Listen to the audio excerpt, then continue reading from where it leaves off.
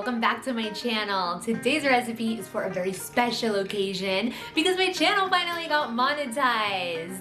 I'm super excited and I wanted to celebrate this making one of my favorite desserts, of course.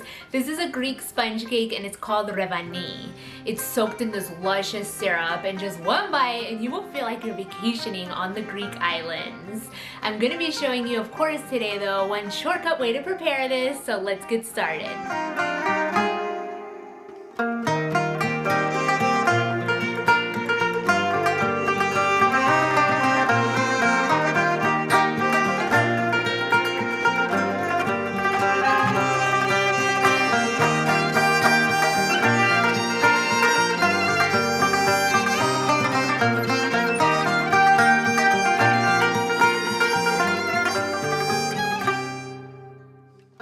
You're going to start off by adding 4 eggs to your mixer. Make sure that the eggs are at room temperature so they whip up nice and full for this lovely sponge cake. I'm adding 1.5 cups of sugar, and together with the room temp eggs is going to form the best structure to this Revani. Allow it to whip up for a full 10 minutes. If you're new to my channel, welcome. I post recipes every single week. Be sure to subscribe and click that notifications bell so you won't miss out. Now after the 10 minutes, go ahead and add 1 cup of softened butter. It's gonna make all the difference if everything is at room temperature, so leave the butter out overnight if you need to.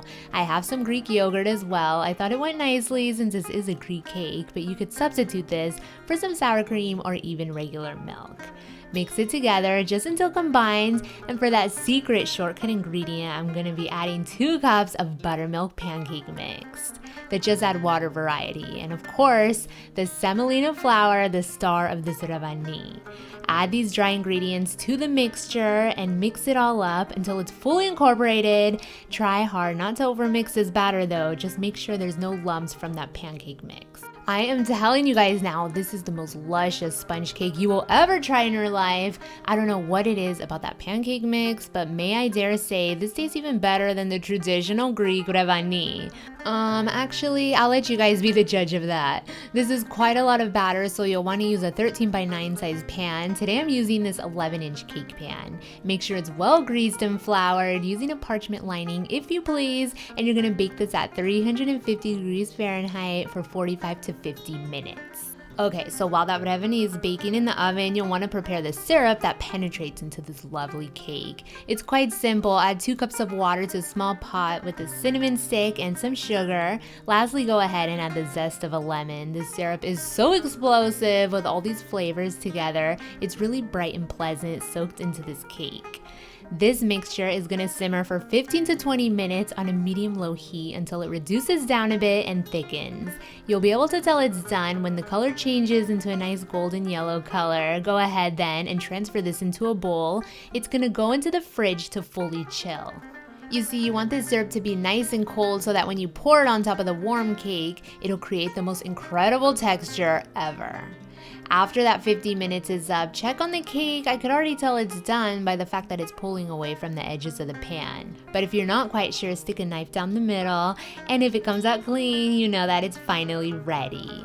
You're going to want to let this cake sit and rest just a few minutes, allow it to cool so that it's not piping hot, but just warm to the touch. Remove that cinnamon lemon syrup from the fridge as well, and the cup should be nice and cold. Slowly pour all of that spice syrup on top of the warm cake and just watch as it nicely penetrates all inside. I love to add a nice crunch to the top and just think it looks so pretty. These are some chopped up pistachios and some sliced almonds. And in addition to the nuts, you guys know how much I love flowers. I'm adding some rose petals that have been washed and dried out on a low heat in the oven. This cake is so beautiful on the inside and out. It tastes nothing like you have ever tried before and is perfect for a special occasion like today. I want to thank all of my viewers out there, especially the ones that have been with me from day one. Some of you complete strangers that I've never even met before. I love you all so much, and I'm so happy that you enjoy my recipes. If you guys enjoyed this one, be sure to give this video a big thumbs up, leave your comments down below, and stay tuned for more quick and easy recipes, all of them always with a unique twist.